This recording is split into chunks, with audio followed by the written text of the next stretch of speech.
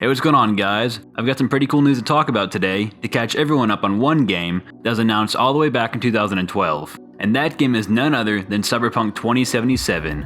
Now, there's been a good deal of information about the game over the past couple of months, but let's start out with the most recent news. CD Projekt Red has been posting many job listings over the past few months, but most of them were nothing to get too excited about. But a new job listing for a vehicle artist is one that caught many people's attention. The job posting on Twitter reads, "As a vehicle artist, you will be responsible for modeling incredibly complex vehicles, planes, bikes, robots, and mechanics which will then appear in the dark streets of Night City." One of the main reasons many fans of CD Projekt Red, and sci-fi fans in general, are so excited for this game is because this studio has also made the incredibly popular and critically acclaimed RPG, The Witcher 3, which has so far been considered by many to be the game of the generation and the game to revitalize and re-energize gamers in a time where it seems shady business practices are all around us. For me personally, and so many others I'm sure, this game is one of my most anticipated of all time because I know CD Projekt Red can make amazing worlds that are fully realized. Their attention to detail is insane, and to see them tackle a game that could not be more polar opposite than The Witcher 3 in terms of atmosphere, music, gameplay, and etc. is really exciting. Speaking of atmosphere and world building, the second piece of recent news is that CD Projekt Red have hit yet another milestone on the game.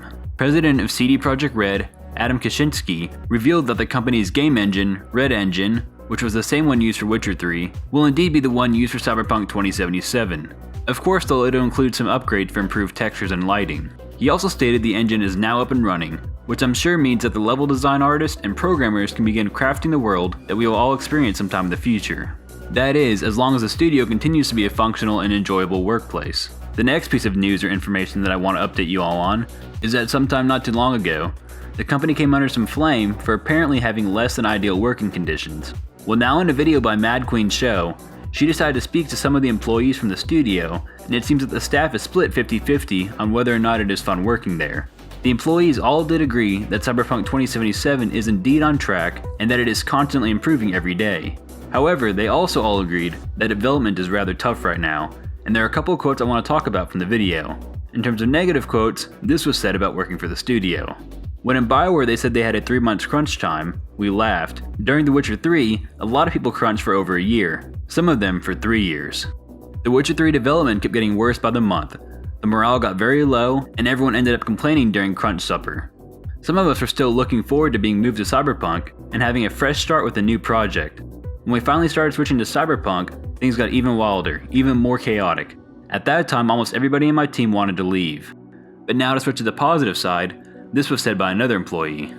"In my 10 years of career, I've been in companies that make you do overtime without pay, give you a month's notice to be fired before asking you to do more overtime, that push fresh students from school to suicide due to pressure and bullying from their boss, but of course you never heard of them because they're insignificant. CD Projekt Red is in the high tier, my best company in 10 years in the industry in terms of working conditions."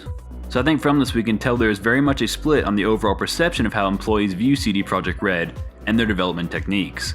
I hope that regardless of what the situation is, that the studio continues to improve on making their workplace great for all employees, as well as continuing to build on their magnum opus in Cyberpunk 2077. I know they have the talent and potential to make something truly great, and I hope they can achieve just that. There's still no update on the release for this game, other than it'll be released when it's ready, which was previously predicted by the company to be sometime in 2018 or 2019. Now that release date is far off, but that's fine by me, as long as they can perfectly capture the music, visuals, and story of what a Cyberpunk game should be.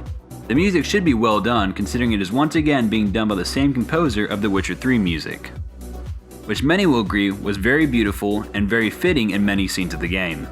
I hope the music here is loud and filled with adrenaline for the action scenes like in Blade Runner, but also has great sci-fi ambient music when exploring the streets of Night City, and of course pulsating electric beats when visiting sci-fi clubs. Now, we first heard about the multiplayer in the game all the way back in 2013 in an interview with Eurogamer, where the CEO expressed interest in multiplayer features to ensure Cyberpunk's long-term success. Of course, with how fragile that term is nowadays, many people immediately began to suspect that this was another word for loot boxes, or worse yet, microtransactions. No one wanted microtransactions in yet another beloved game.